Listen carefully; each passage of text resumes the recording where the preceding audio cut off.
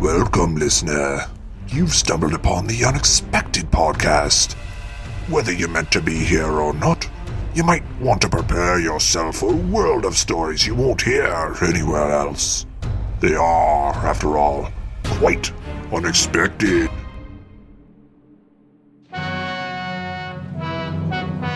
Private Eyes, also known as private investigators. These shadowy sleuths are tasked with solving some of the most horrific crimes ever imagined. Unlike the police, private eyes are hired to uncover the truth by the public, including friends, families, and lovers. But what if the truth that's being sought should remain hidden? We're about to find out. Turn up the air conditioning, grab a cold beverage, and try not to melt from fear as I tell you the scorching story of the Bigger Heat.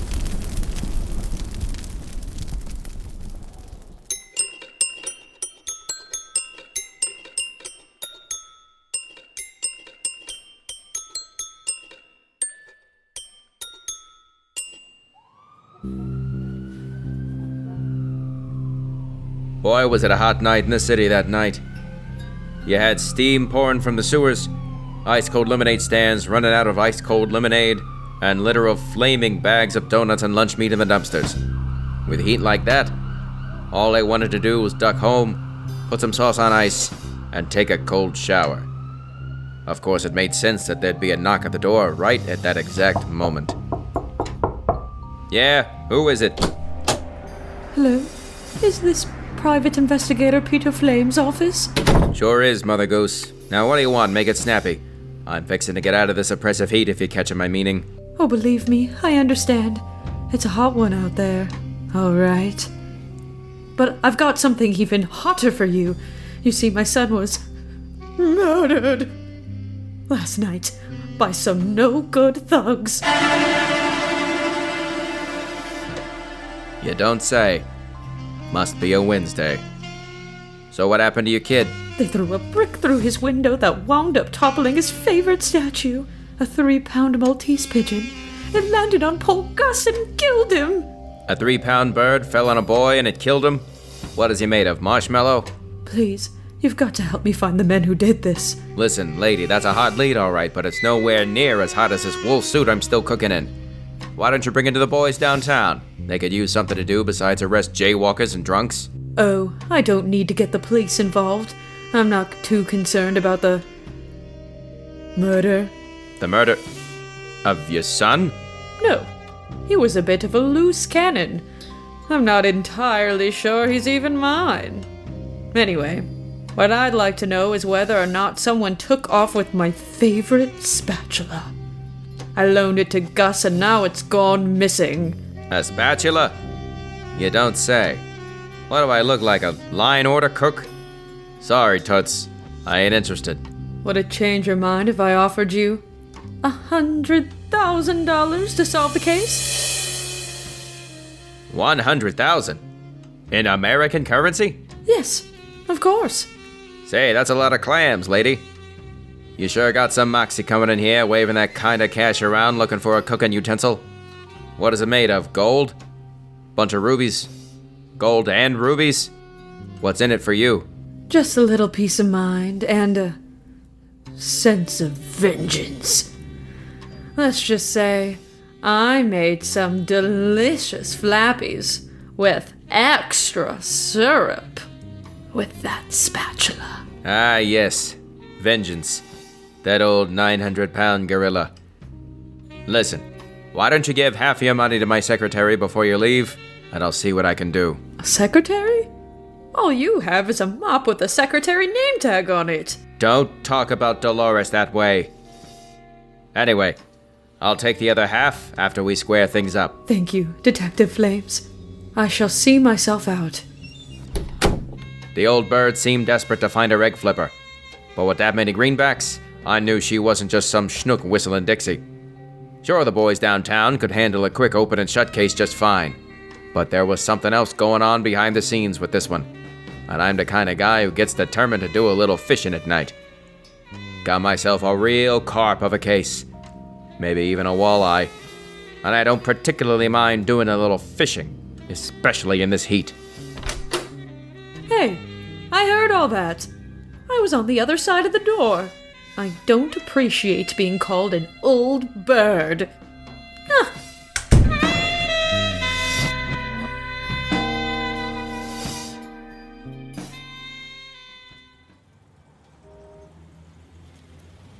I spent the first part of the next day in the sweltering heat doing what I do best. Getting to the bottom of things like a real anchor clanker. That old swell lady wanted to know where her spatula was. Well, I was just the brain to find it. Hey there, mister. You see who broke this window the other night? Hey, doll, could you tell me all... Oh, come on, Soucek, don't look at me that way. Don't you flip your wig. Psst, little boy. I got 2 nickels that want to know if you saw anything strange around here the other night, say about 10:30. What's that? You're his mother? Well, what do you mean you don't let him outside that late at night? Off the cob? Who, me?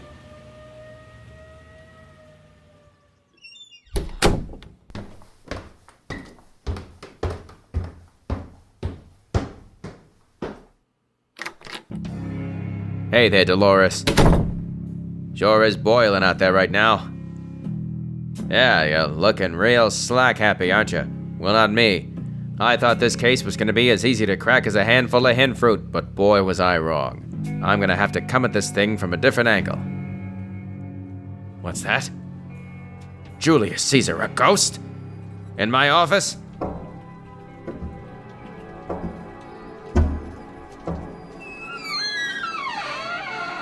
I know what you're thinking. A mop seeing a ghost in my office sounds real floy. But trust me, I've known Dolores for years. And she's not the type to go all cacky-wacky on me, making up apparitions of strange men in the office. It's an old building, one of the oldest in the city. There's bound to be some geezers hanging around who aren't too keen on hightailing it to the afterlife, even if it did feel like one of the warmer days in hell. Probably didn't help that my fan was broken. All right, ghost. I know you're in here. Come out with your hands up.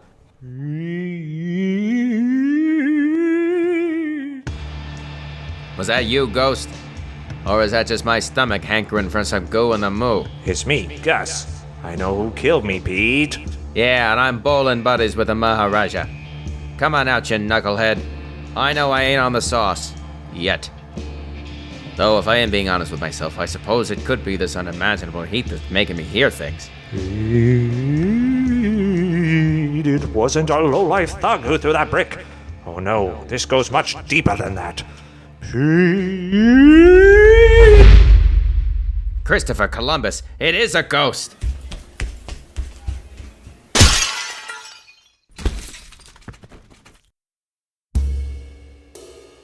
After a couple of days out in the sizzling heat, I was wishing for a cold rain to fall. Unfortunately, the only thing that was all wet was this case. And just when I thought that a ghost was the most terrifying thing I'd see in my office that week, someone else was about to walk through my door, ready to change my mind.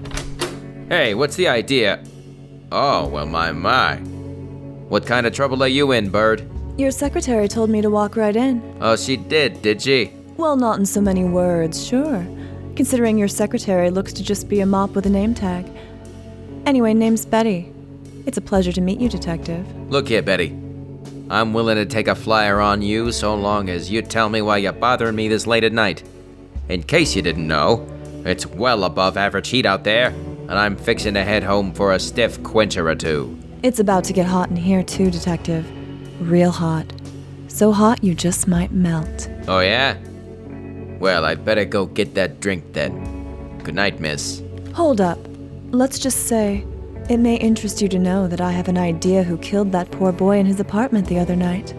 Oh yeah? And what's that idea's name? It's Curly. Curly, eh? I'm guessing he isn't the type to pal around with a couple of stooges. Where's he live? On the hind end of a pig? He lives with me, since you're interested. He happens to be my husband. Well then, do you mind bringing him in after ham and eggs in the morning? I've got a few questions I'd like to ask him. I'm not his keeper. I never said you was. He's not my keeper either. Well, how about that? You know, you got $1,000 dress and a 10-cent mouth, lady. But if you think I'm having a gas right now, you're sorely mistaken. It's about 150 degrees out there, which is about 100 more than I'm willing to stand. You can only stand 50 degrees? Listen, this ain't a math class, and I ain't some dull, dizzy tutor. Now, let's get down to brass tacks. Why are you here? To tell you about my husband, of course. Isn't that swell? So now you'd like to bring me into your little lover's quarrel? I thought you might like to know who killed that boy and took his mother's spatula. Isn't there another 50 G's in it for you? Say, you should know a lot, lady. What's the matter with you anyway? Your old man looked at a dame's pegs too long when you were out swinging a wing together and now you're on the outs? And here you think you could sway an old sucker like me into giving you a cut of the dough. Go take a powder, you're making me sore. I don't need any of your money, detective.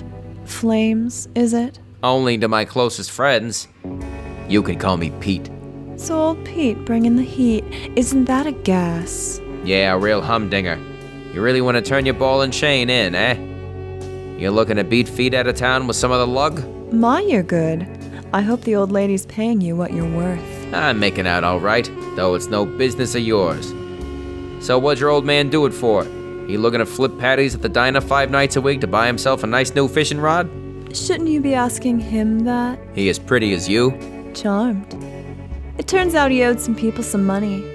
He owns the building the boy was killed in, you know. Wanted to make out on some insurance payout by breaking the glass. Wasn't trying to harm anyone. There's a box of bones over in the Dongaroot Cemetery that might disagree with you. Regardless, I've said my piece. Now go easy on him, won't you? For me. Sure, Bird. I'll be a runny egg.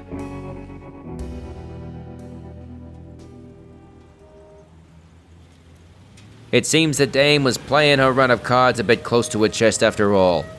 What old Betty neglected to mention was how the men her husband owed her were none other than the Pinstripe Posse themselves. She also wasn't too copacetic in giving me more information on the funny insurance contract. The idea of breaking a single window for a payout seemed a bit off the cob to me, so I looked into it a little further. Turns out, old Curly's policy had a double paying clause, meaning if a vandal broke the window, he got paid double as a property owner. I figured it was high time I got to the bottom of things myself by paying the old man a visit. Hey there, doll. Sure is hot out there. Got me spitting fireballs. You mind pointing me in the direction of the apartment manager's office? I'd like to cool off with a nice conversation and a bottle of suds between friends. Just then I saw a group of fellas looking anything but on the level marching through the building. I decided to get hot on their heels, in spite of the monstrous heat outside, of course.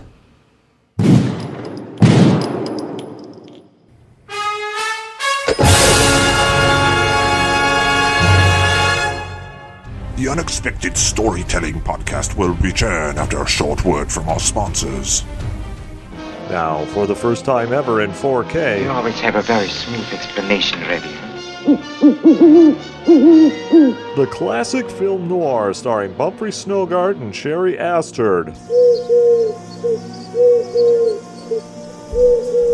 The stuff that dreams are made of. Now you can own this critically acclaimed motion picture, still with a 100% fresh rating on Rotten McDonald's Leftovers. You'll never understand me, but I'll try once and then give it up.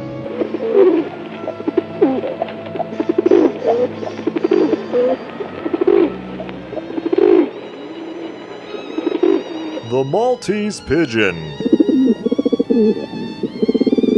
People lose teeth talking like that. If you want to hang around, you'll be polite.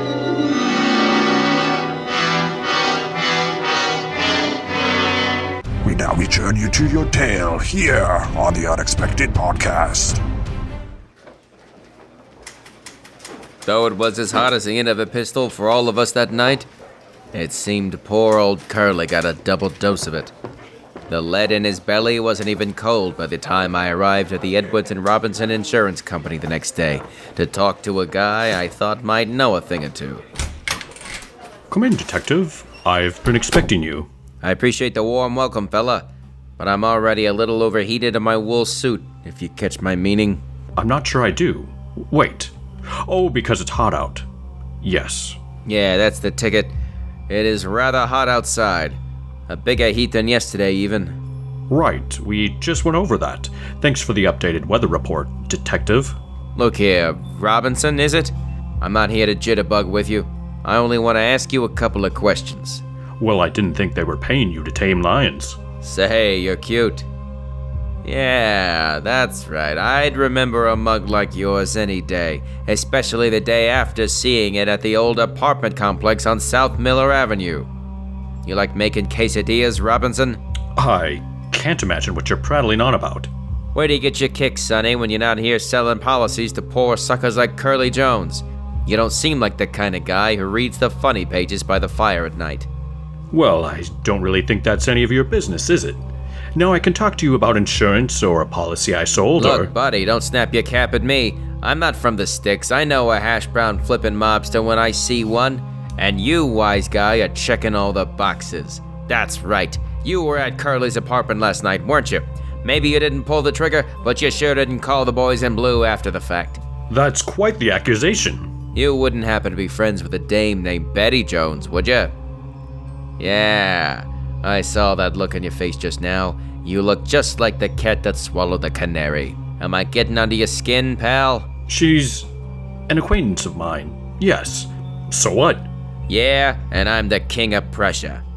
Prussia doesn't have a king. A wise guy, huh?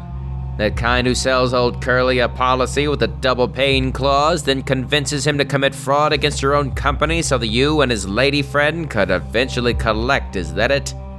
Play Gone with the Wind afterwards, I suppose? Live a life of sipping cocktails on the Mexican beach and slapping potato pancakes on the hot top?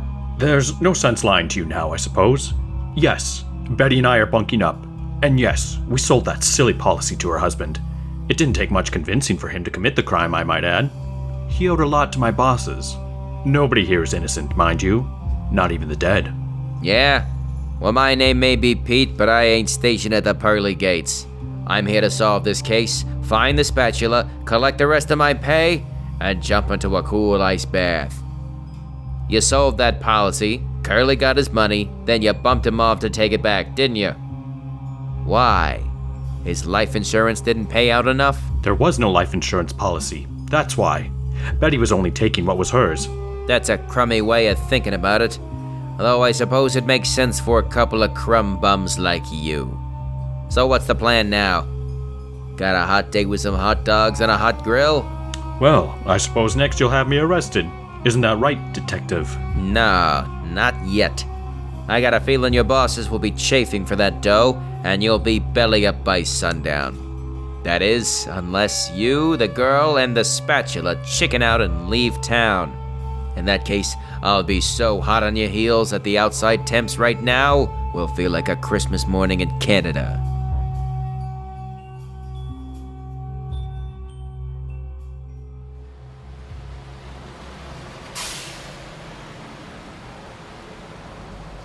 I was sitting outside the hothead's apartment later on that stifling summer night, sipping burning hot coffee despite it being 27 degrees above the surface of the sun. It was all I had to drink as my sink was broken. I was parked 2 blocks away in a car as dark as a shadow, waiting for him and his dame to show their 2-timing mugs. Poor Curly.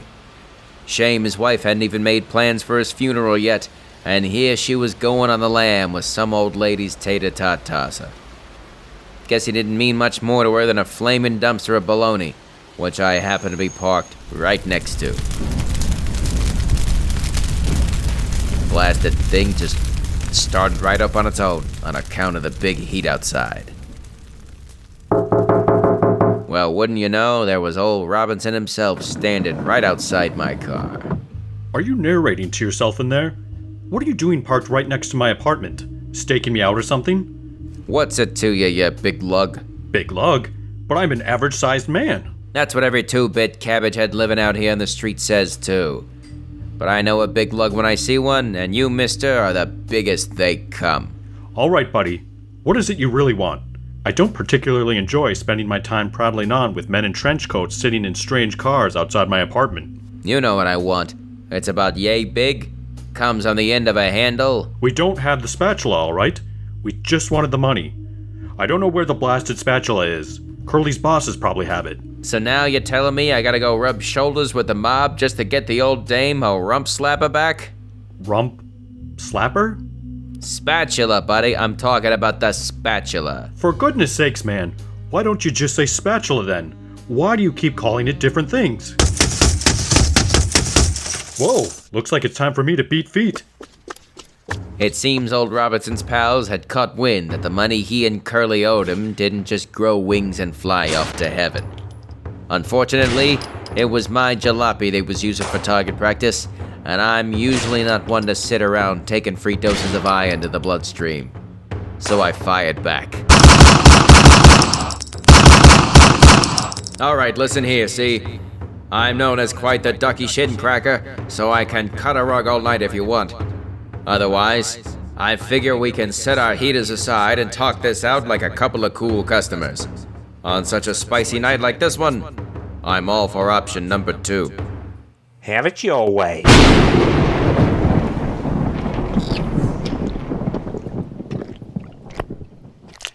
Who's that?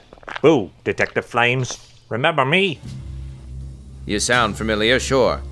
But by the looks of you, I don't know you from a Thanksgiving turkey. It's me, Gus, the dead kid whose case you've been trying to solve. But you might know me better as the ghost from your office. Ha! You gotta be kidding me, pal. Ghost ain't real. You sure didn't think so the other night? All I had to do was put on that bed sheet over my head, cut 2 holes out for eyes, and you went right on a jumping out your window like a real jive bomber with 2 left feet. Ha! I knew you wasn't a ghost the entire time. My secretary just forgot to tell me she mopped up a spill right next to the window there. Sure, Detective Flames. That's why you told a ghost to stick 'em up. All right, you yuck. What's your story? I'm finding it hard to stick around here talking to you on such a sweaty night. This trench coat don't breathe at all. Sure, I'll solve the case for you. Just so long as I get a cut of my mother's money. You'll get a fresh cut of my knuckle sandwich if you don't hurry it along. I faked my death, see? I wanted my old mother off my back. All those years of her denying I was really her flesh and blood, well, I was gonna make her miss me all right. And if she didn't miss me, I was gonna make her miss her true prized possession. Her precious spatula. All right. So where's the onion chopper now? You tell me, and maybe I'll give you enough change to buy yourself an ice-cold soda fizz down at the corner pharmacy. Well, just so happens I lost it. Hopping trains and all. You lost it? And I found it! Benjamin Franklin! A ghost! Stick 'em up, ghost. Don't take another step or I'll shoot you right between the sheets. I'm a ghost. Do you really think I'm afraid of your earthly weaponry? Ah, shucks. I'm all out of lead. And I'm not really a ghost. Ha! I fooled you with this convincing bedsheet getup. Mother! That's right. It's me, your mother. I found your spatula next to the railroad, right behind your apartment. Your hands have always been as slippery as a freshly mopped floor. Wait a hot second. Does this mean I ain't getting my dough? That's right, detective. And son, the only dough you'll be getting is the stale bread they give you in prison. Not so fast. Benjamin Franklin! Huh. See what I mean about your slippery hands? Oh, it ain't my fault. With all this heat, I've just been so sweaty. Well, then, you're really gonna sweat this. No! Ow! Detective Flames! She's hurting me! Ow! She's killing me with the spatula!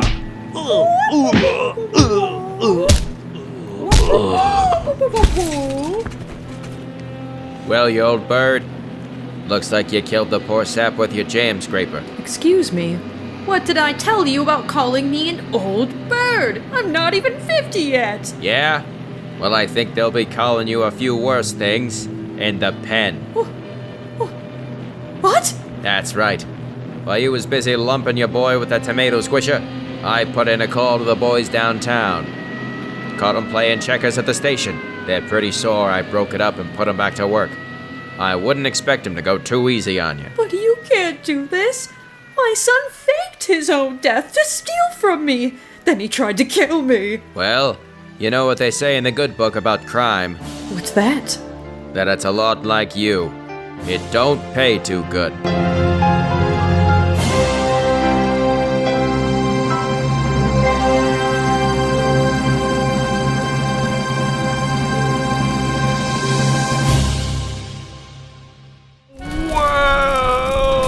Whoa! I don't know about you, but I had to put a tray of ice cubes down my pants to cool down from that last story. Murder! Ghosts! And spatulas! I can't think of a steamier way to wrap up the latest summer of scares. But if you believe this fall will be any easier on your psyche, think again!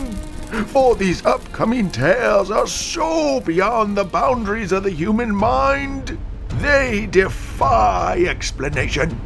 So I'll see you soon, unless you fall to your death?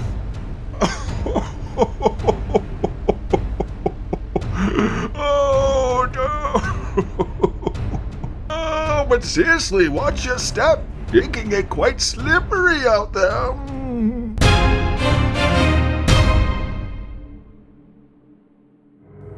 The Unexpected Storytelling Podcast is written, produced, and performed by talent from the United States and beyond. Get to know them at www.theunexpectedpodcast.com. The Bigger Heat, written and directed by Erik Bergstrom and Andrew Soucek. Featured actors in this episode are Patrick Croce, Katie Wickline, Sarah Palm, Erik Bergstrom, Andrew Soucek. Did you like the show? Consider leaving a 5-star review wherever you stream or download your podcasts. Join us on Twitter at Unexpected Show or on Facebook at The Unexpected Storytelling Podcast.